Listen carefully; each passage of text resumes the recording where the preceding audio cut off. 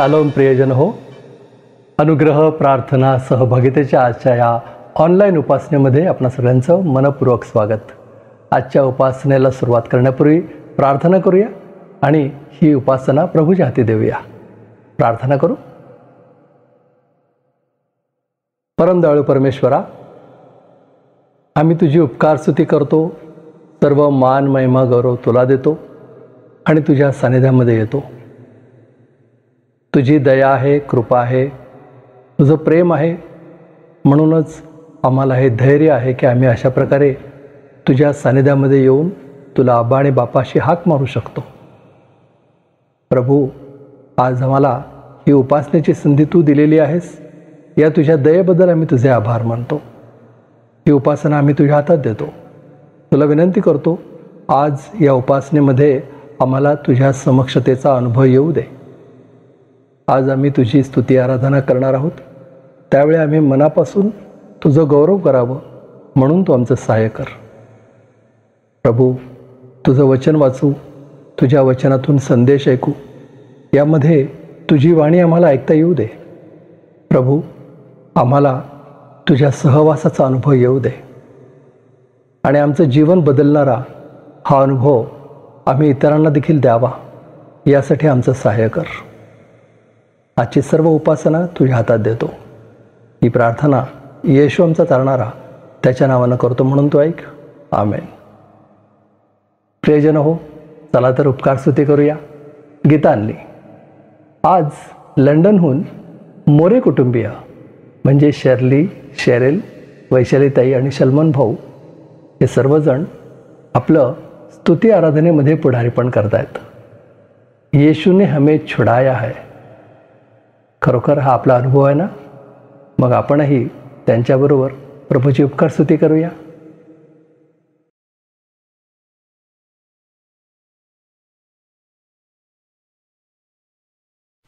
Thank you.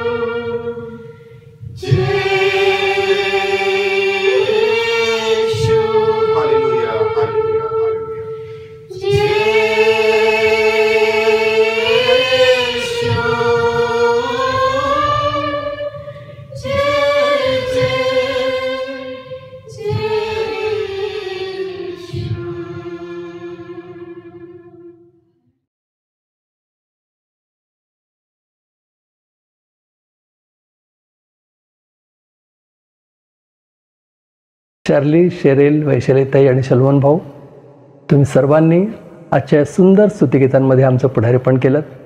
आम्हाला प्रभूच्या सानिध्याचा अनुभव दिला. तुमचे मनपूर्वक आभार. प्रियजनो, वेळ झाली आहे प्रभूचं वचन वाचण्याची. आज पुण्याहून मिसेस मालविका आखाडे प्रभूचं वचन वाचण्यामध्ये आपलं पुढारीपण करतायत.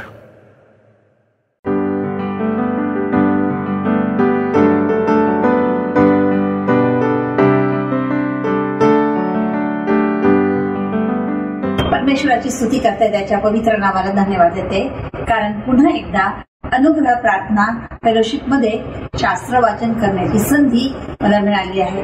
विशेष प्रकारे पळक साहेबांचे आभार मानते. आणि मला एक गोष्ट आवर्जूनपणे सांगावीशी वाटते की दिनांक 26/4/2025 शनिवार रोजी जो कार्यक्रम आयोजित केलेला होता, जे सेमिनार 5 वर्ष पूर्ण झाले या फेलोशिपला म्हणून जो सेमिनार आयोजित केलेला होता तो अतिशय उत्कृष्ट असा नियोजनबद्ध कार्यक्रम होता. आणि देवाला धन्यवाद देते, परमेश्वराची उपकार स्तुती करते, कारण ही प्रेरणा त्यांनी पळक साहेबांना दिली आणि अतिशय उत्तम प्रकारे हा कार्यक्रम नियोजनबद्ध असा संपन्न झाला. याबद्दल पळक साहेबांचे आणि त्यांची जी संपूर्ण टीम आहे यांचे मनापासून आभार मानते. आजच्या मननाकरिता जो शास्त्रभाग निवडलेला आहे तो कलसीकरास पत्र त्याचा 1 अध्याय वचन 9 ते 14. यावरून आम्ही ते ऐकल्या दिवसापासून तुम्हासाठी खंड पडू न देता प्रार्थना करून मागतो की सर्व आध्यात्मिक ज्ञान व बुद्धी यांच्याद्वारे तुम्ही त्याच्या इच्छेसंबंधीच्या पूर्ण ज्ञानाने भरले जावे, अशा हेतूने की तुम्ही सर्व प्रकारे प्रभूला संतोषविण्याकरिता त्याला शोभेल असे वागावे, म्हणजे प्रत्येक प्रकारच्या सत्कार्याचे फळ द्यावे आणि देवाच्या पूर्ण ज्ञानाने तुमची वृद्धी व्हावी. सर्व प्रकारचा धीर व सहनशक्ती ही तुम्हास आनंदासह प्राप्त व्हावी, म्हणून त्याच्या गौरवाच्या पराक्रमानुसार तुम्ही सर्व प्रकारच्या सामर्थ्याने समर्थ व्हावे. आणि ज्याने तुम्हाला प्रकाशातील पवित्र जनांच्या वतनाचे विभागी होण्याजोगे केले त्या पित्याची तुम्ही उपकार स्तुती करावी. त्याने आपणाला अंधकाराच्या सत्तेतून काढून आपल्या प्रिय पुत्राच्या राज्यात आणून ठेवले. त्या पुत्राच्या ठाई खंडणी भरून प्राप्त केलेली मुक्ती म्हणजे आपल्या पापांची क्षमा आपल्याला मिळाली आहे. वाचलेल्या वचनावर प्रभू आशीर्वाद देऊ. त्याच्याच नावाला मान, महिमा, गौरव आता आणि सर्व काळ असो. आमेन.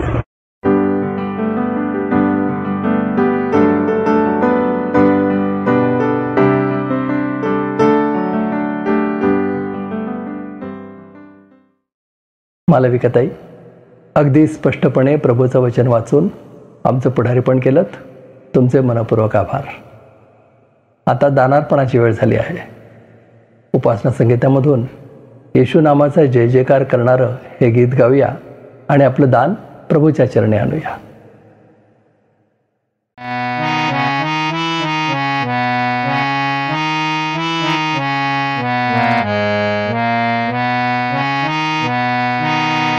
आपण उपासना संगीतामधून 781 हे गीत गाऊया. उपासनेस जमताना असं त्या गीताचं शीर्षक आहे. उपासना संगीतामधून जी सर्व गीतं आहेत त्याच्या शेवटापासून मी सुरुवात केलेली आहे.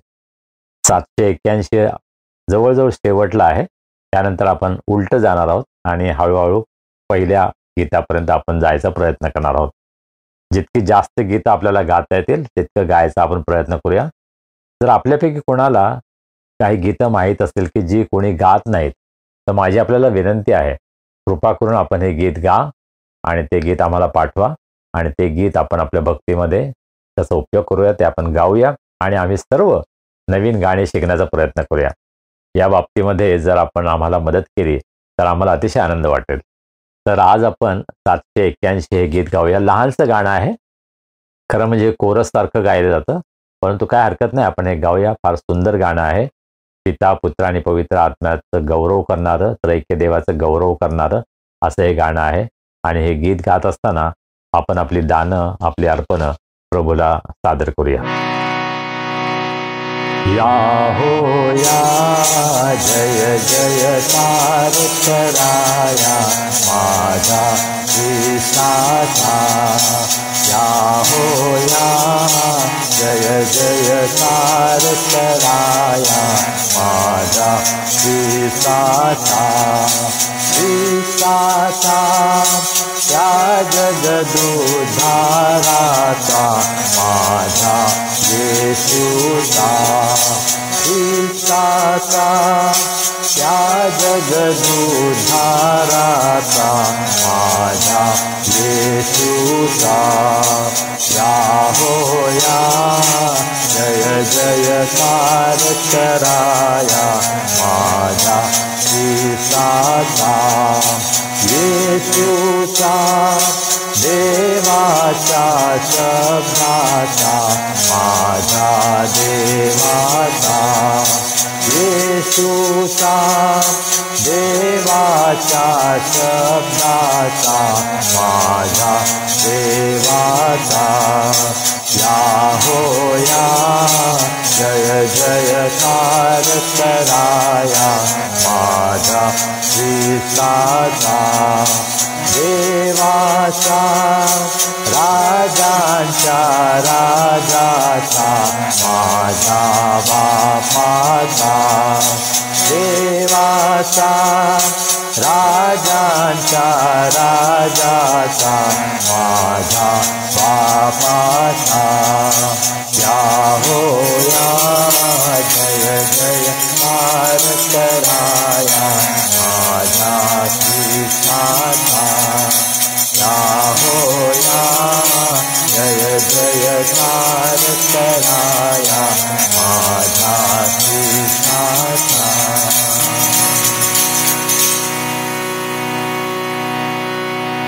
आपण आपलं दान प्रभूच्या हातामध्ये सोपूया, प्रार्थना करूया.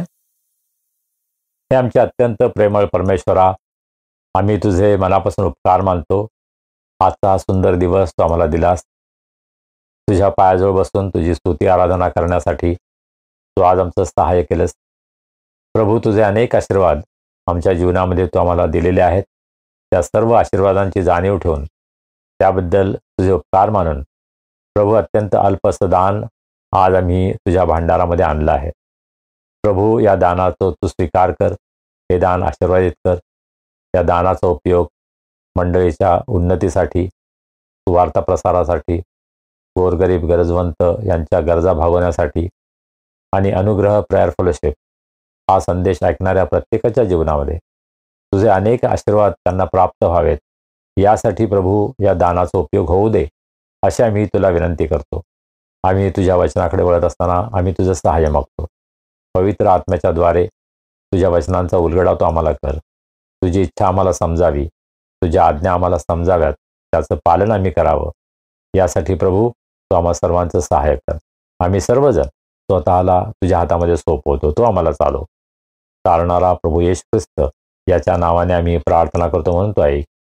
आमेन. प्रियजनो, आता वेळ झाली आहे देवाचा संदेश ऐकण्याची. आपण देवाचा संदेश ऐकण्यासाठी आतुर आहात का? चला तर. रेव्हरंड संजय डेव्हिड गायकवाड, देवाचे सेवक, आपल्या सगळ्यांचे आवडते प्रभूचा संदेश आपल्यापर्यंत आणतायत. आपण लक्षपूर्वक ऐकूया.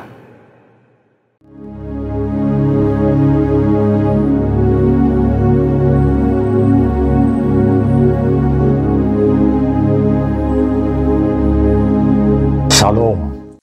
कसे आहात आपण सर्व? अनुग्रह प्रेयर फेलोशिपच्या या ऑनलाईन मराठी भक्तीमध्ये मी आपल्या सर्वांचं मनापासून स्वागत करतो. खूप आनंद वाटतो की आज तुम्ही सर्व या भक्तीमध्ये सामील होऊ शकला. मागच्या रविवारच्या भक्तीला खूप चांगला प्रतिसाद मिळाला. बुधवारपर्यंत 300पेक्षा अधिक व्ह्यूज होते, म्हणजे 300पेक्षा अधिक डिव्हायसेस वापरले गेले. प्रत्यक्ष 600-900 किती लोक या भक्तीमध्ये सामील झाले असतील आम्ही सांगू शकत नाही, परंतु मोठ्या संख्येनं मागच्या रविवारच्या भक्तीमध्ये अनेक जण सामील झाले. त्याबद्दल आम्ही प्रभूला मनापासून धन्यवाद देतो, प्रभूची स्तुती करतो. मागच्या शनिवारी म्हणजे 26 एप्रिलला अनुग्रह प्रेयर फेलोशिप ऑनलाईन वर्शिप सर्व्हिसेसचा 5वा वर्धापन दिन बायबल सेंटर या ठिकाणी आयोजित केला होता. तर अतिशय सुंदर प्रतिसाद मिळाला. जरी 80पेक्षा जास्त लोकांनी आपली नावं कळवली होती तरी प्रत्यक्षात 70 लोकच आले. परंतु जे सर्व लोक आले त्यांच्याबद्दल आम्ही प्रभूला मनापासून धन्यवाद देतो, प्रभूची स्तुती करतो. आणि अत्यंत आशीर्वादित अशी उपकास्तीची प्रार्थना झाली, अशी साक्ष अनेकांनी दिली, त्याबद्दल आम्ही देवाला धन्यवाद देतो. या विशेष भक्तीमध्ये सिस्टर प्रीती काळजे, सिस्टर उत्कर्षा जाधव आणि सिस्टर पल्लवी मिस्त्री यांनी स्तुती आराधनेमध्ये आमचं पुढारी पण केलं. अतिशय सुंदर रीतीनं त्यांनी आपला वेळ दिला, त्याबद्दल मी त्यांचा आभारी आहे. तर संपूर्ण भक्तीचं पुढारी पण ज्या अँकर होत्या त्या मिसेस मृदुला घोडके. अर्थात त्या प्रचंड टॅलेंटेड आहेत, त्याबद्दल काही वादच नाही. त्यांनी अतिशय उत्कृष्ट रीतीनं ही संपूर्ण भक्ती चालवली आणि आमचं फार मोठं ओझं कमी झालं. त्याबद्दल आम्ही त्यांचे मनापासून आभारी आहोत. त्या संपूर्ण दिवस आमच्यामध्ये राहिल्या सर्व कार्यक्रम, सर्व उपासना अतिशय सुंदर रीतीनं त्यांनी चालवली. त्याबद्दल आम्ही खरोखर प्रभूला धन्यवाद देतो आणि त्यांचेही आम्ही आभार मानतो. या उपकास्तीच्या भक्तीमध्ये आपण काही विशेष साक्षी ऐकल्या. त्यामध्ये मयंक नोएल, नवीन खावडिया, अनघाताई थोरात आणि सिंधुताई कोतवाल आंटी या सर्वांनी अतिशय सुंदर रीतीनं त्यांचे अनुभव सांगितले. त्यांना जो आशीर्वाद अनुग्रह प्रेयर फेलोशिपच्या ऑनलाईन भक्तीच्या द्वारे इतके वर्ष मिळाला त्याविषयी त्यांनी साक्ष दिली आणि त्याबद्दल आम्ही प्रभूला मनापासून धन्यवाद देतो. सकाळच्या सत्रामध्ये प्रभूच्या वचनातून मी थोडंसं मनन घेतलं, परंतु मुख्य संदेश जो आहे तो शेवटल्या सत्रामध्ये रेव्हरंड डॉक्टर प्रमोद काळसेकर यांनी दिला आणि अतिशय सुंदर, प्रभावी, मनाला भिडणारा असा हा संदेश होता. ते अतिशय परखड बोलतात, त्यांचा वचनाचा अभ्यास प्रचंड आहे. आणि पहा, हे फुल टाईम डॉक्टर आहेत, ते पेडियाट्रिशियन आहेत, म्हणजे लहान मुलांचे विशेष डॉक्टर आहेत. परंतु आपल्या सर्व या कामातून ते वेळ काढतात आणि प्रभूची सेवा ते करत आहेत. ऑल सेंट्स चर्च या ठिकाणी पाळकीय सेवा प्रिस्ट इन चार्ज म्हणून ते करत आहेत. आणि मला स्वतःला त्यांचे संदेश फार आवडतात, कारण ते वचनावर आधारित असतात. ते जास्त गप्पा मारत नाहीत, जास्ती गोष्टी सांगत नाहीत, परंतु वचनावर आधारित अतिशय स्पष्ट असा संदेश ते आणतात आणि त्याबद्दल मी प्रभूला मनापासून धन्यवाद देतो. त्यांचं वचनाचं ज्ञान इतकं अद्भुत आहे. त्यांनी अनेक वचनं तोंडपाठ म्हटली. त्यांच्याकडे बायबल होतं, पण त्यांनी बायबल उघडलं नाही. प्रेषितांची कृत्याचा 2रा अध्याय 42 ते 47 ही वचनं त्यांनी अशीच तोंडपाठ आम्हाला सांगितली आणि त्यावर त्यांनी मनन घेतलं, त्यावर अर्थात त्यांनी उलगडा केला. तर आम्ही प्रभूचे मनापासून उपकार मानतो त्यांच्या सेवेबद्दल. आणि हा दिवसभरचा संपूर्ण कार्यक्रम, ही भक्ती अत्यंत आशीर्वादित झाली. बायबल सेंटर या ठिकाणी आम्हाला फार सुंदर सर्व काही व्यवस्था झाली, सुंदर जेवण आम्हाला देण्यात आलं. या सर्व त्यांच्या सहकार्याबद्दल बायबल सेंटरचे ब्रदर शशांक कोटक,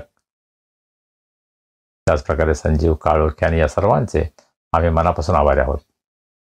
ज्यांनी ज्यांनी आत्तापर्यंत शास्त्र वाचन, गीत गायन, संदेश यामध्ये सहभाग घेतलेला आहे, जे उपस्थित होते त्यांचा आम्ही विशेष सत्कार केला, त्यांचे विषय आम्ही आभार मानले.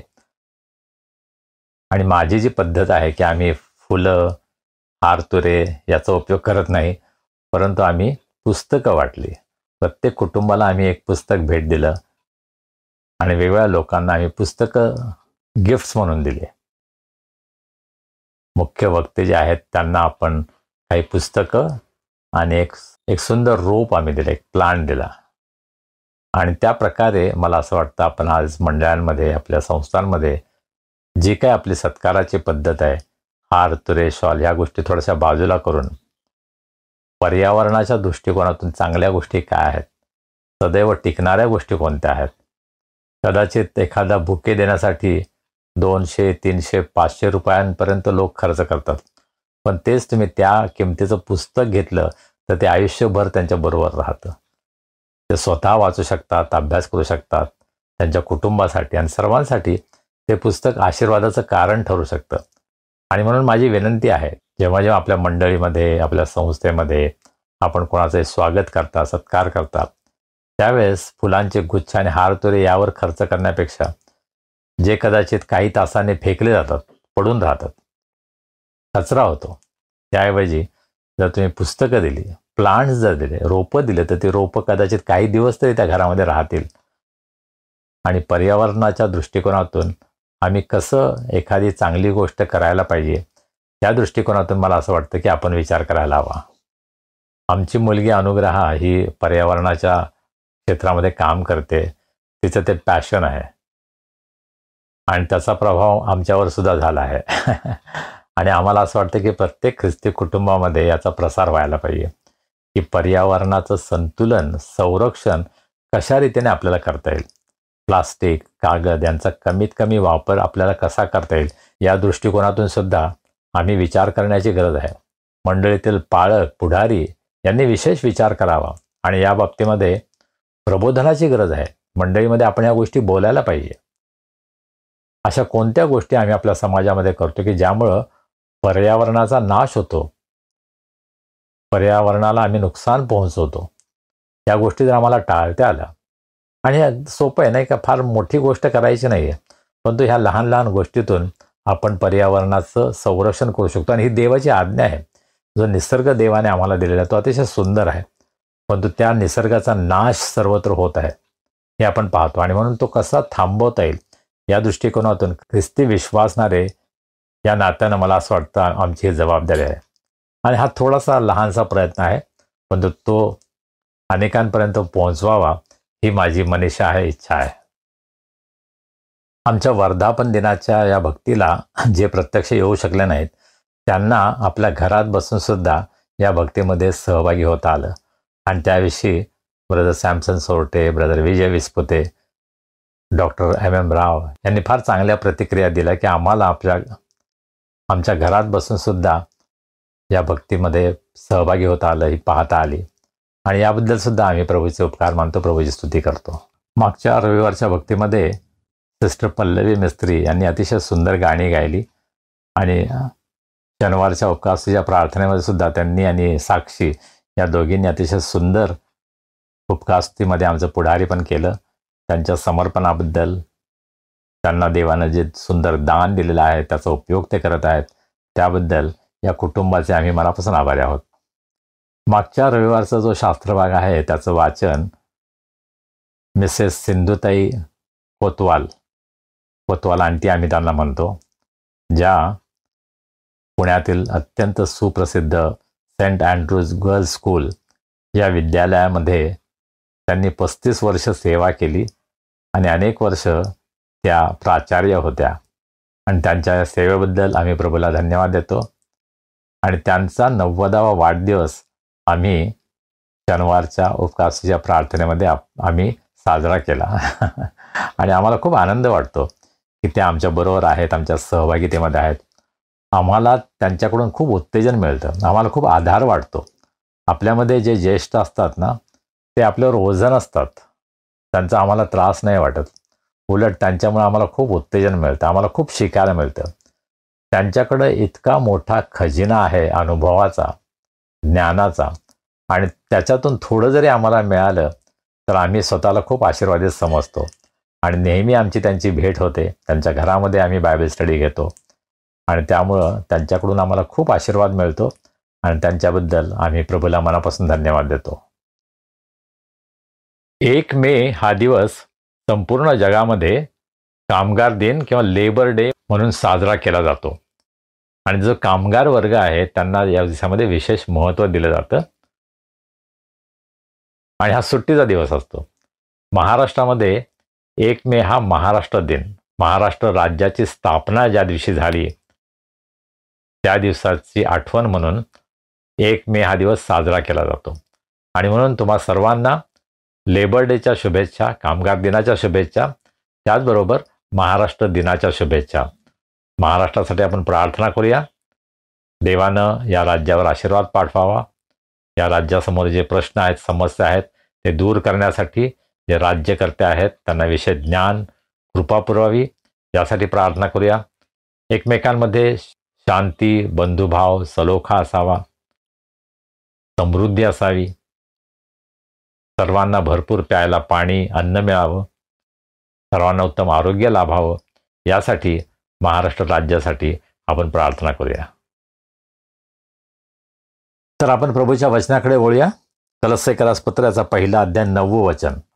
पौल म्हणतो, यावरून आम्हीही ते ऐकल्या दिवसापासून तुम्हासाठी खंड पडू न देता प्रार्थना करून मागतो की सर्व आध्यात्मिक ज्ञान व बुद्धी यांच्याद्वारे तुम्ही त्याच्या इच्छेसंबंधीच्या पूर्ण ज्ञानाने भरले जावे. हे फार मोठं वचन आहे आणि अतिशय अर्थपूर्ण, अगदी भरगच्च असं वचन ज्याला म्हणता येईल तशा प्रकारचं हे वचन आहे. कितीतरी गोष्टी या ठिकाणी आहेत, पण सुरुवात करताना पाऊल काय म्हणतो की आम्ही खंड न पडू देता प्रार्थना करतो. अगोदर सुद्धा तो म्हटलेला आहे 3ऱ्या वचनामध्ये, आम्ही तुम्हासाठी जेव्हा प्रार्थना करतो तेव्हा आम्ही देव जो पिता त्याची उपकारस्तुती करतो. आणि मग 6व्या वचनापासून 8व्या वचनापर्यंत कोणत्या गोष्टींसाठी तो देवाची उपकारस्तुती करतो, त्यांच्याविषयी त्याने काय ऐकलेलं आहे, त्यांच्या जीवनाविषयी त्यांची काय साक्ष आहे, याविषयी तो सांगत आहे. आणि त्याबद्दल तो देवाची उपकारस्तुती करतो. आणि त्याच विषयाला पुढं नेताना 9व्या वचनामध्ये तो म्हणतो, यावरून आम्हीही ते ऐकल्या दिवसापासून, जेव्हापासून कलस्से येथील मंडळीविषयी त्यानं ऐकलं. पौल स्वतः कलस्सेला गेला नव्हता, त्या कलस्से येथील मंडळी त्याने स्थापन केली नव्हती, ते एपफ्रसाने केली, हे आपण मागच्या वेळेस पाहिलं. परंतु पहा, पौलाचे इतर सर्व मंडळातील विश्वासणाऱ्यांबरोबर अत्यंत निकटचे जिव्हाळ्याचे संबंध होते. तो त्यांना प्रत्यक्ष भेटला नव्हता, त्यांच्याविषयी त्याने ऐकलं होतं. ते एकमेकांशी कदाचित पत्रव्यवहार करत होते. आणि पौलाचे हे जे पत्र आहेत ना, ते इतके सुंदर आहेत की देवाला असं वाटलं की या पत्रांचा समावेश पवित्र शास्त्रामध्ये व्हायला पाहिजे. पहा, पौलानं एक लिखाण केलं, त्याने एक पत्र पाठवलं, परंतु ते पत्र इतकं सुंदर होतं की देवाला असं वाटलं की नाही, हे पत्र काळाच्या ओघामध्ये विसरून जायला नको, हरवायला नको, म्हणून मी त्याचा पवित्र शास्त्रामध्ये समावेश करतो. आणि अशा प्रकारे पौलाची 13 पत्र, त्याने अनेक पत्र लिहिली होती, कदाचित शेकड्याने लिहिली असतील, पण त्यापैकी मोजकी 13 पत्र जी त्याने वेगवेगळ्या मंडळांना लिहिली, त्या पत्रांचा समावेश पवित्र शास्त्रामध्ये देवाने केलेला आहे, हे आपल्याला पाहायला मिळतं. आणि पहा, पत्र लेखन ही सुद्धा सेवा आहे. पत्र लिहिणं ही किती चांगली गोष्ट आहे. आजकाल आपण अशा टेक्नॉलॉजीच्या युगामध्ये आहोत की आम्ही व्हॉट्सअप मेसेजेस, जास्तीत जास्त ईमेल पाठवतो, परंतु पूर्वी हाताने पत्र लिहिण्याची जी पद्धत होती ना, ती फार अद्भुत अशी पत्र होती. माझ्या बायबलमध्ये मी काही जुनी पत्र जपून ठेवलेली आहेत. आमची मुलगी लहान असताना तिच्या वतीनं माझ्या पत्नीने लिहिलेले पत्र आहेत. ज्यावेळेस मी UBS मध्ये शिक्षण घेत होतो, त्यावेळेस माझी पत्नी आणि आमची मुलगी हे जयसिंगपूरमध्ये राहत होते. आणि मग आम्ही एकमेकांना पत्र लिहायचो. मी पत्र लिहायचो, मग सुरेखा मला पत्र लिहायची, आणि सुरेखा अनुच्या वतीनं पत्र लिहायची. आणि अनुग्रहाने लिहिलेलं पत्र आज सुद्धा माझ्याकडं आहे. अर्थात हे तिच्या मम्मीच्या, सुरेखाच्या हस्ताक्षरामध्ये आहे, आणि त्याच्यावर तिने सही केल्यासारखं जणू काही पेननी काहीतरी केलेलं आहे. प्रिय डॅडी, अशा प्रकारे ती पत्र लिहिते. आणि त्यात फार सुंदर गोष्टी आहेत की जेव्हा मी ती वाचतो तेव्हा माझं मन भरून येतं. पौलानं मंडळीला जे पत्र लिहिलेली आहेत ते अत्यंत मौल्यवान पत्र आहेत. त्याचे अत्यंत जवळचे जिव्हाळ्याचे संबंध विश्वासणाऱ्यांबरोबर, मंडळीतील सभासदांबरोबर होते. पण आजकाल अशी पत्र आम्ही लिहितो का? पुष्कळदा आम्हाला असं पाहायला मिळतं की मुलांना, आईवडिलांना पत्र लिहायला वेळ नसतो. आम्ही फोनवर बोलतो, आम्ही व्हिडिओ कॉल करतो, हे फार चांगलं आहे. कदाचित पत्र लिहिणं हे आउटडेटेड झालेलं आहे आज. परंतु आम्ही जेव्हा तरुण होतो, लहान होतो, त्यावेळेस पत्र हे आमच्या जीवनामध्ये अत्यंत महत्त्वाची अशी गोष्ट होती. मला माहीत नाही, एक गाणं कुठल्या तरी गायकाने गायलेलं आहे, चिट्ठी आई है, चिट्ठी आई है, वतन से चिट्ठी आई है. ते फार गाजलं होतं नाही का. तो काळ होता की त्यावेळेला पत्रलिखाण हे अत्यंत महत्त्वाचं होतं. फार सुंदर पत्रलिखाणाचे अनुभव आपल्याजवळ असतील. तर पाऊल असं म्हणतो की मी जेव्हापासून ऐकलं तुमच्याविषयी तेव्हापासून मी प्रार्थना करण्याचं थांबवलं नाही. काय कमिटमेंट आहे त्याची. किती त्याचं ह्या लोकांविषयी प्रेम आहे की त्यांच्याविषयी ऐकल्यापासून तो त्यांच्यासाठी प्रार्थना करायचं थांबवत नाही. कोण होता पाऊल? त्या काळातला सर्वात मोठा ख्रिस्ती पुढारी, ज्याला फार मोठा मान होता, ज्याला फार मोठा अधिकार होता. कदाचित आज कॅथलिक चर्चमध्ये पोपला जो मान आहे त्यापेक्षाही अधिक मान पाऊलाला मंडळीमध्ये होता. मला तुलना नाही करायची. पाऊल हा पाऊल आहे, पोप हा पोप आहे. परंतु पाऊलाला मंडळी अत्यंत मान देत होती, त्याचा आदर करत होती आणि पाऊलाच्या अंतःकरणामध्ये मंडळीविषयी अत्यंत उत्कट प्रेम होतं. पण आज अशा प्रकारचे पाळक, अशा प्रकारचे नेते आहेत का आमच्याकडं, जे लोकांवर मनापासून प्रेम करतात? मी गुड फ्रायडेला पुण्यामध्ये एका चर्चमध्ये होतो आणि त्या ठिकाणी माझी एक स्टुडंट, त्यांनी माझ्याविषयी साक्ष दिली आणि माझ्याविषयी फार चांगल्या गोष्टी सांगितल्या आणि मला खूप बरं वाटलं की माझं जे काही इम्प्रेशन आहे, माझा जो काही अनुभव त्यांच्यासाठी आहे तो फार चांगला अनुभव आहे. कारण मी जरी काही बाबतीमध्ये अत्यंत कडक होतो, शिस्तबद्ध होतो, तरीसुद्धा माझं प्रेम मी लोकांप्रती नेहमीच दाखवायचो आणि ते प्रेम त्यांच्या आजही लक्षात आहे. आज जे ख्रिस्ती पुढारी आहेत त्यांचे आणि विश्वासणाऱ्यांचे संबंध कसे आहेत? पौलासारखा अत्यंत जो कामामध्ये मग्न, सेवेमध्ये मग्न असा हा नेता, तो म्हणतो खंड न पडू देता मी प्रार्थना करतो. आपण आपल्या जीवनाचं परीक्षण करूया. आपले कुटुंबीय सोडले तर असे आहेत का कोणी की ज्यांच्यासाठी आम्ही अखंडपणे प्रार्थना करत आहोत? मला माझी साक्ष देऊ द्या लहानशी. जेव्हापासून मणिपूरविषयी मी ऐकलं तेव्हापासून त्यांच्यासाठी प्रार्थना करण्याचं मी थांबवलं नाही. मी कमीत कमी 3-4 वेळेस दिवसातून त्यांच्यासाठी प्रार्थना करत असतो. मणिपूरच्या लोकांचं देवाने संरक्षण करावं, त्यांची काळजी घ्यावी, त्यांना सर्व पुरवठा करावा, यासाठी माझ्या प्रार्थनेमध्ये मी दररोज आठवण करतो. पण असे लोक आपल्या मनामध्ये आहेत का, आपल्या जीवनामध्ये आहेत का, की जे तुमचे जवळचे नाहीत, नातेवाईक नाहीत, तरीसुद्धा तुम्ही मनापासून त्यांच्यासाठी प्रार्थना करता? हे प्रार्थनेचं ओझं आज देवाने तुम्हाला द्यावं, ही माझी प्रार्थना आहे.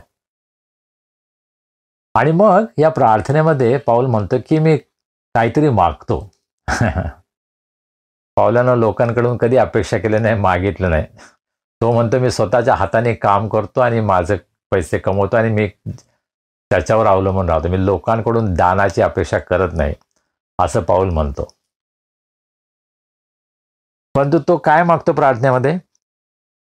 विश्वासणाऱ्यांसाठी, हे पत्र वाचणाऱ्यांसाठी, मंडळीच्या सभासदांसाठी तो असं म्हणतो की सर्व आध्यात्मिक ज्ञान व बुद्धी यांच्याद्वारे तुम्ही त्याच्या इच्छेसंबंधीच्या पूर्ण ज्ञानाने भरले जावे. याच्यामध्ये बऱ्याच गोष्टी आहेत. आध्यात्मिक ज्ञान आणि बुद्धी ही तुम्हाला मिळावी अशी देवाची इच्छा आहे. कधी कधी आम्ही असं वागतो की आम्ही इतके धार्मिक आहोत की जणू काय आमची बुद्धी आम्ही गहाण ठेवतो. विशेषतः एखादा मोठा स्पीकर आला, एखादा मोठा वक्ता आला आणि तो वेगळ्या प्रकारचे चमत्कार करत आहेत, त्यावेळेस आम्ही आमची बुद्धी गहाण ठेवतो. आम्ही हा प्रश्न करत नाही की खरोखर हे देवापासून आहे का? हो, येशूच्या नावामध्ये मोठमोठे चमत्कार करणारे सुद्धा येशूचे सेवक असतीलच, विश्वासू शिष्य असतीलच, याची खात्री नाही आहे. आणि म्हणून पवित्र शास्त्रावर आधारित या गोष्टी आहेत का, याची तपासणी पडताळणी आम्हाला करायला हवी. आणि जर नसेल तर अशा लोकांना प्रश्न करण्याची आमची हिंमत असायला हवी. देवाच्या नावामध्ये कोणी येऊन आम्हाला काही सांगावं, फसवावं, याला आम्ही परवानगी देता कामा नये. आणि म्हणून आम्हाला बुद्धीची गरज आहे. जेव्हा आम्ही आध्यात्मिक गोष्टींचा विचार करतो त्याचा अर्थ आम्ही आमची बुद्धी गहाण ठेवतो असं होत नाही. आमच्या बुद्धीचा वापर करून सुद्धा आम्हाला प्रभूची सेवा करायची आहे. सर्व आध्यात्मिक ज्ञान व जगातील ज्ञान महत्त्वाचं आहे. जगातील ज्ञान आम्हाला बऱ्याच गोष्टी मिळवून देतं आणि ते आमच्यासाठी आवश्यक आहे. या जगामध्ये राहत असताना आम्हाला जगाचं ज्ञान असणं आवश्यक आहे. परंतु पाऊल या ठिकाणी म्हणत आहे की आम्हाला आध्यात्मिक ज्ञानाची गरज आहे, स्पिरिच्युअल नॉलेज. हे आध्यात्मिक ज्ञान मिळवावं यासाठी आम्ही प्रयत्न करतो का? फक्त रविवारचा एक सुंदर संदेश ऐकला, हालेलुया प्रेज द लॉर्ड म्हटलं म्हणजे माझी जबाबदारी संपली असं होत नाही. माझा हा प्रश्न नेहमी मंडळीमध्ये असतो की रविवारच्या भक्तीशिवाय तुम्ही पवित्र शास्त्राचा पद्धतशीर अभ्यास करता का? तुम्ही एखाद्या बायबल स्टडी ग्रुपमध्ये आहात का? मी आता या वयामध्ये सुद्धा 2 ठिकाणी बायबल स्टडीमध्ये इन्व्हॉल्व आहे आणि ही बायबल स्टडी मी अर्थात घेतो स्वतः. एक शनिवारी असते, एक सोमवारी असते. आणि मी स्वतः फक्त शिकवतो असं नाही.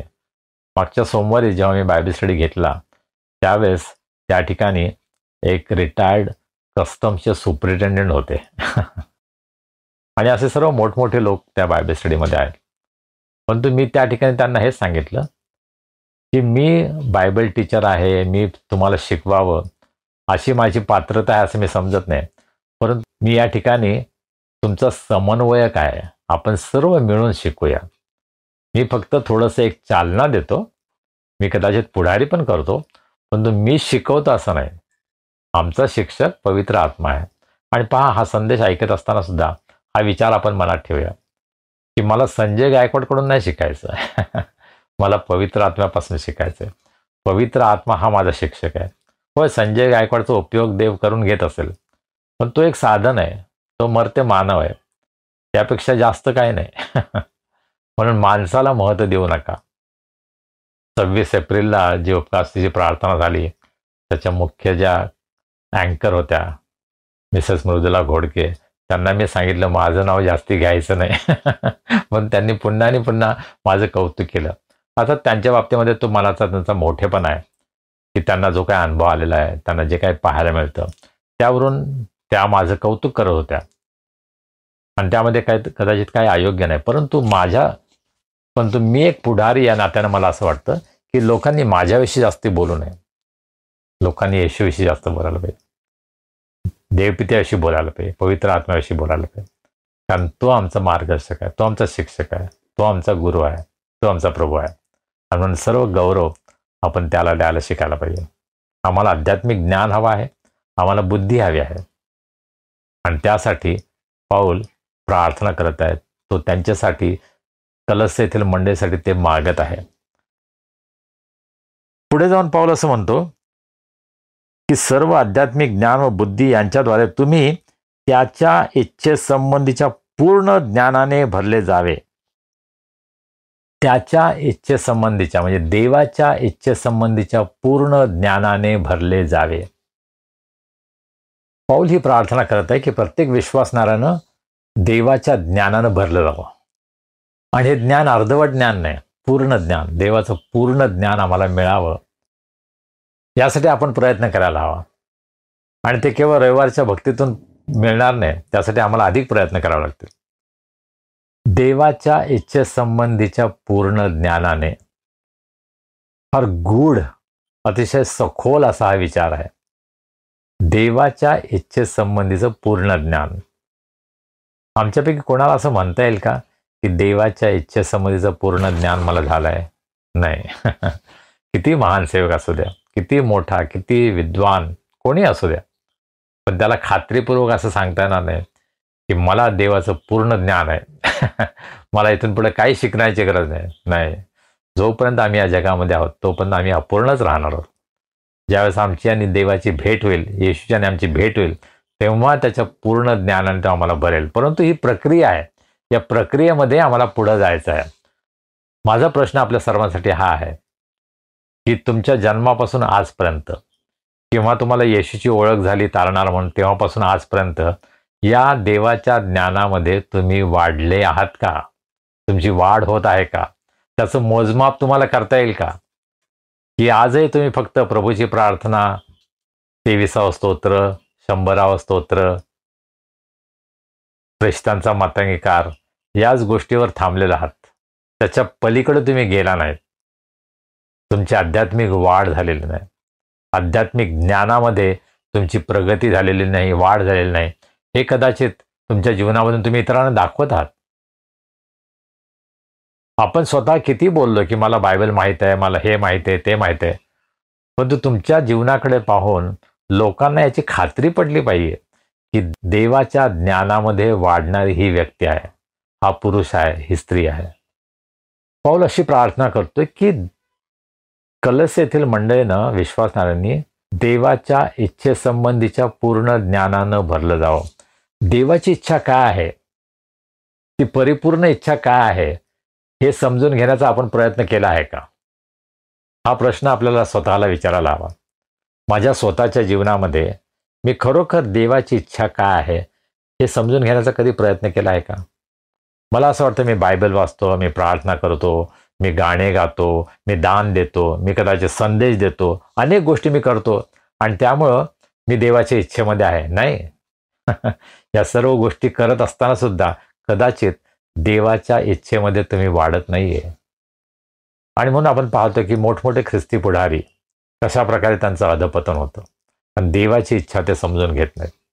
आमच्या मुलांविषयी आपण फार चांगले प्लॅनिंग करतो, नाही का? मला असं वाटतं नर्सरीमध्येच आपण प्लॅनिंग करायला सुरुवात करतो की 10वी, मग 12वी, मग तो इंजिनिअरिंगला जाईल का मेडिकलला जाईल की CA होईल किंवा असं काहीतरी मोठं, किंवा एखाद्या कंपनीचा मॅनेजर होईल, बँकेत जाईल, अशा वेगळ्या गोष्टी आपण प्लॅन करतो. परंतु त्याच्या जीवनासाठी देवाची इच्छा काय आहे हे समजून घेण्याचा आम्ही प्रयत्न केला आहे का? पहा, आम्ही आमच्या मुलीचं नाव अनुग्रह ठेवलं कारण आमचा असा विश्वास आहे की देवानं आमच्यावर अनुग्रह केला आणि म्हणून हे दान आमच्या पदरामध्ये त्याने दिलं. आमची मुलगी म्हणजे आम्हाला मिळालेलं गिफ्ट आहे देवापासून, असा आमचा विश्वास आहे. आणि मग आम्ही त्यासाठी काय करायला पाहिजे? आम्ही हे दान परमेश्वराच्या हातामध्ये सोपवलं. पहिल्या दिवसापासून आम्ही त्यासाठी प्रार्थनाही केली की देवाची इच्छा तिच्या जीवनामध्ये पूर्ण व्हावी. तिने काही करावं, तिने इंजिनियर व्हावं, डॉक्टर व्हावं, शिक्षक व्हावं, कंपनीमध्ये काम करावं, काही करावं, तिला जे आवडेल ते तिने करावं. आम्ही कधी तिच्यावर जबरदस्ती केली नाही की तिने हाच कोर्स निवडावा, हेच करायला पाहिजे. जरी तिला 10वीला 92% मार्क होते तरी सुद्धा आम्ही तिला कधीच फोर्स केला नाही की तिने अमुक गोष्टच करायला पाहिजे. तिने सर्वात उत्तम ती गोष्ट करावी अशी आमची इच्छा होती, पण त्यापेक्षा अधिक देवाची इच्छा तिच्या जीवनामध्ये पूर्ण व्हावी ही आमची प्रार्थना होती. आणि आज सुद्धा आम्ही त्यासाठी हीच प्रार्थना करतो की देवाची इच्छा तुझ्या जीवनामध्ये पूर्ण व्हावी. मी स्वतः माझं जीवन प्रभू येशू ख्रिस्ताच्या हातामध्ये सोपवलं ज्यावेळेस मी अत्यंत तरुण होतो आणि प्रभूची सेवा 22व्या वर्षी करायला मी सुरुवात केली आणि आजपर्यंत इतके वर्ष मी प्रभूची सेवा करत आहे. परंतु प्रत्येक वेळेला माझी ही प्रार्थना आहे की देवा तुझी इच्छा काय? माझ्या प्रत्येक निर्णयामध्ये माझी ही प्रार्थना असते, प्रभू तुझी इच्छा काय आहे? मला गाडी घ्यायची आहे, मला घर घ्यायचं आहे, मला हे करायचं आहे, मला ते करायचं आहे. फार चांगल्या आहेत इच्छा. प्रत्येकाने त्याविषयी विचार करावा. पण ही देवाची इच्छा आहे का? देवाच्या इच्छेप्रमाणे मी हे करत आहे का? आणि ज्यावेळेस देवाच्या इच्छेप्रमाणे आम्ही करतो त्यावेळेस देव आम्हाला त्याची कृपा पुरवतो. नाहीतर आपण पाहतो की अनेक लोक अत्यंत असंतुष्ट आहेत. ते भरपूर पैसा कमवतात, त्यांना फार मोठी मोठी पदं आहेत, परंतु ते अत्यंत असुरक्षित आहेत. त्यांना सारखी भीती वाटत असते की आपल्या हातातून हे जाईल की काय. कारण देवाची इच्छा समजून घ्यायचा प्रयत्न अनेक जण करत नाहीत. आणि आज तुमच्यासमोर आणि माझ्यासमोर हे आव्हान आहे की मी देवाची परिपूर्ण इच्छा समजून घ्यायचा प्रयत्न करत आहे का? रोमकरास पत्राच्या 12व्या अध्यायामध्ये पहिल्या 2 वचनांमध्ये पौल आमचं समर्पण, आमची आध्यात्मिक सेवा काय आहे त्याविषयी तो सांगतो. आम्ही आपलं संपूर्ण जीवन देवाच्या हातामध्ये सोपवावं, आमचं नवीकरण व्हावं ही देवाची इच्छा आहे. आणि त्यासाठी देवाची इच्छा जाणून घेण्याचा आम्ही सदैव प्रयत्न करायला पाहिजे. आपल्या मुलांच्या बाबतीमध्ये विचार करताना माझी आपल्या सर्वांना विनंती आहे की तुमच्या मुलांसाठी देवाची इच्छा काय आहे हे जाणून घ्यायचा प्रयत्न करा, मुलांना ते शिकवा आणि त्यासाठी सदैव प्रार्थना करा. त्यांनी किती पैसा मिळवावा, किती गाड्या घ्याव्यात, बंगले घ्यावेत, यापेक्षाही देवाच्या इच्छेमध्ये ते राहावेत यासाठी प्रार्थना करा. आणि मी तुम्हाला खात्रीपूर्वक सांगतो की देव किती आशीर्वाद देतो याचा अनुभव तुम्ही घ्याल. आणि मग 10व्या वचनामध्ये पाऊल असं म्हणतो, अशा हेतूने की तुम्ही सर्व प्रकारे प्रभूला संतोषविना करता त्याला शोभेल असे वागावे, म्हणजे प्रत्येक प्रकारच्या सत्कार्याचे फळ द्यावे आणि देवाच्या पूर्ण ज्ञानाने तुमची वृद्धी व्हावी. तुम्ही सर्व प्रकारे प्रभूला संतोषविना करता त्याला शोभेल असे वागावे. हे फार मोठं आव्हान आहे आम्हा सर्वांसाठी की प्रभूला संतोष मिळेल असं माझं वागणं आहे का? लोकांना आवडेल, माझ्या पालकसाहेबांना आवडेल, माझ्या वडिलांना आवडेल, समाजाला आवडेल, याला आवडेल, त्याला आवडेल, यासाठी आम्ही बहुतेक जण जीवन जगत असतो. लोक काय म्हणतील हा विचार आपल्या मनामध्ये नेहमी असतो आणि त्यासाठी आपण आपलं जीवन जगत असतो. देवाला संतोष मिळेल अशा प्रकारचं जीवन जगण्याचा आम्ही निर्धार केला आहे का? त्या प्रकारचं आमचं समर्पण आहे का? आमच्या जीवनामधून कोणाला आनंद मिळतो? आमचे शेजारी, आमची मंडळी, आमच्याबरोबर काम करणारे आमचे सहकारी, आमचे कुटुंबीय, कोणाला आनंद मिळतो? देवाला आनंद मिळतो की नाही? देवाला माझ्या जीवनामधून संतोष मिळतो की नाही? हा प्रश्न आपण नेहमी स्वतःला विचारायला हवा. आणि माझी खात्री आहे की त्यामुळे आपल्या संपूर्ण जीवनावर त्याचा परिणाम होईल, त्याचा प्रभाव आपल्या संपूर्ण जीवनामध्ये आम्हाला अनुभव असेल. आणि जर आम्हाला देवाला संतोष व्हावं असं जीवन जगायचं असेल तर आम्ही काय करायला पाहिजे? प्रत्येक प्रकारच्या सत्कार्याचं फळ द्यावं आणि देवाच्या पूर्ण ज्ञानानं आमची वृद्धी व्हावी. 2 गोष्टी पाऊल सांगतो. आम्ही सत्कार्याचं फळ द्यावं आणि आमची वृद्धी व्हावी. होय, पुष्कळदा आमची वृद्धी होण्यासाठी आम्ही खूप प्रयत्न करतो. आमची वाढ व्हावी, उन्नती व्हावी यासाठी आम्ही खूप धडपड करतो आणि होती आमची उन्नती. पण आम्ही सत्कार्याचं फळ देत आहोत का?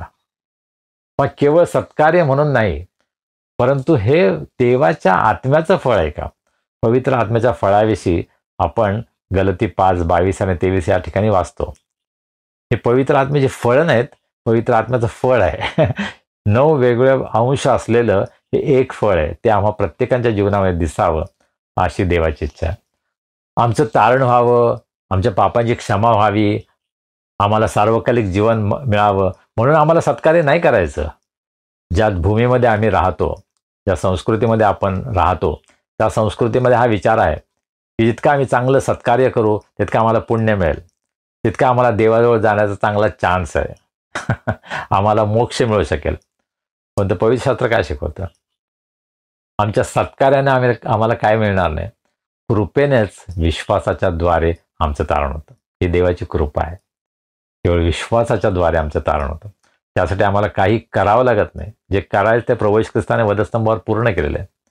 आम्हाला तारण मिळाल्यानंतर, आमचं जीवन बदलल्यानंतर मग आम्हाला सत्कार्य करायचं आहे. आमच्या जीवनामध्ये जो बदल झालेला आहे, आम्हाला जो अनुभव आलेला आहे, तो प्रगट करण्यासाठी आम्ही सत्कार्य करतो आणि त्यामधून देवाला संतोष मिळतो, देवाला आनंद मिळतो. आणि अशा प्रकारची आमची मनोवृत्ती आहे का याविषयी आपण विचार करायला हवा. पण आमची प्रगती होते. अनेकांना वाटते की आध्यात्मिकरित्या किती वाढ झाली याची, किती भारी बोलतो, किती सुंदर गातो, किती चांगलं हे करतो आणि ते करतो. होय, ह्या चांगल्या गोष्टी आहेत. परंतु मुख्य आम्ही येशू बरोबरच्या आमच्या वैयक्तिक संबंधांमुळे हे फळ देत आहोत का? येशू ख्रिस्ताच्या द्वारे आमच्या जीवनामध्ये कार्य झाल्यामुळे आम्ही फळ देत आहोत का? हा विचार आपण करायला हवा. आणि म्हणून आम्हाला देवाला संतोष द्यायला शिकायला पाहिजे. मनुष्याला संतोष देण्यापेक्षा, आनंद देण्यापेक्षा आम्ही देवाला आनंद द्यायचं शिकूया. आणि पहा, आमचं जीवन बदलून जाईल, आमचा दृष्टिकोन बदलून जाईल.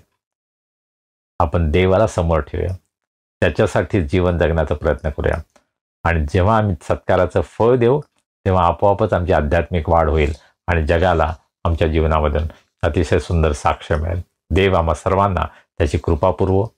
आमच्या जीवनामधून सत्कार्याचं फळ, पवित्र आत्म्याचं फळ जगाला दिसावं आणि आमची देवामध्ये वाढ व्हावी, ही प्रार्थना आम्हा प्रत्येकासाठी मी देवाजवळ करतो.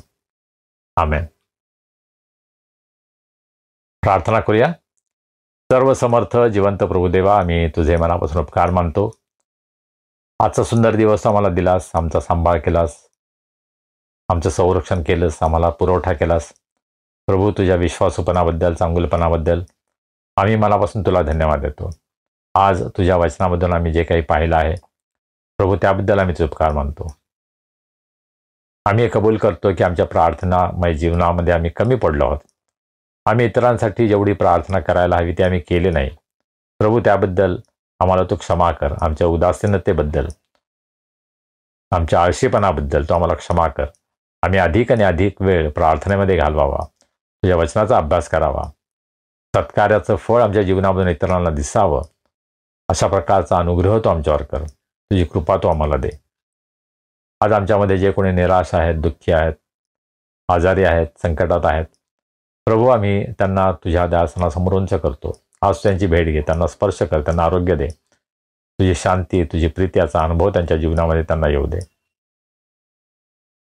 त्यांचे वाढदिवस आहेत, विवाहाचे वर्धापन दिन आहेत, त्यांच्याबद्दल आम्ही तुला धन्यवाद देतो, तुझी स्तुती करतो. त्यांना आजपर्यंत सांभाळलंच म्हणून आम्ही तुझे उपकार मानतो. प्रभू, या येणाऱ्या आठवड्यामध्ये तू आम्हा सर्वांच्या बरोबर राहा, आमचं संरक्षण कर, आमची काळजी घे, आम्हाला उत्तम आरोग्य दे आणि तुझी स्तुती आराधना करण्यासाठी पुन्हा एकदा तू आम्हाला एकत्र आण. मान, महिमा, गौरव आम्ही तुला देतो आणि प्रार्थना तारणारा प्रभू येशू ख्रिस्त याच्या नावाने आम्ही करतो म्हणतोय. आमेन.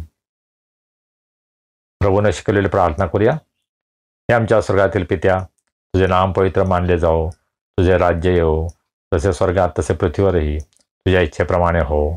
आमची रोजची भाकर आज आम्हाला दे, जसे आम्ही आपल्या अपराधांची क्षमा करतो तशी तू आम्हाला आमच्या अपराधांची क्षमा कर आणि आम्हाला स्पष्टता नकोस, तर आम्हाला वाईटापासून सोडव, कारण की राज्य, सामर्थ्य आणि गौरव ही सर्व काळ तुझीच आहेत.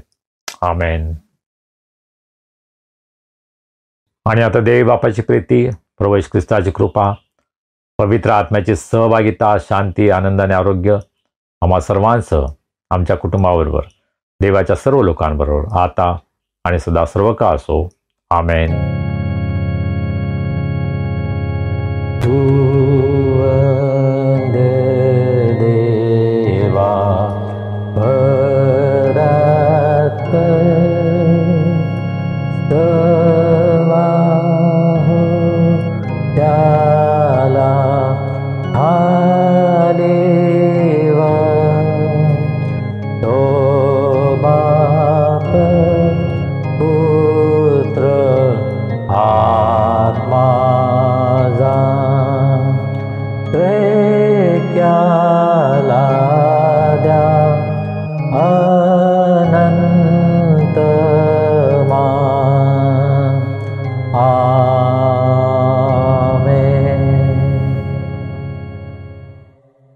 शालोम. प्रियजन हो, प्रभू आपल्याशी बोलला आहे ही आमची खात्री आहे. प्रभूचं वचन आपल्यापर्यंत पोहोचलंय, तसं इतरांपर्यंतही जाऊ द्या. त्यांना उपासनेची लिंक जरूर पाठवा. आता भेटूया पुढील रविवारी. तोपर्यंत शालोम.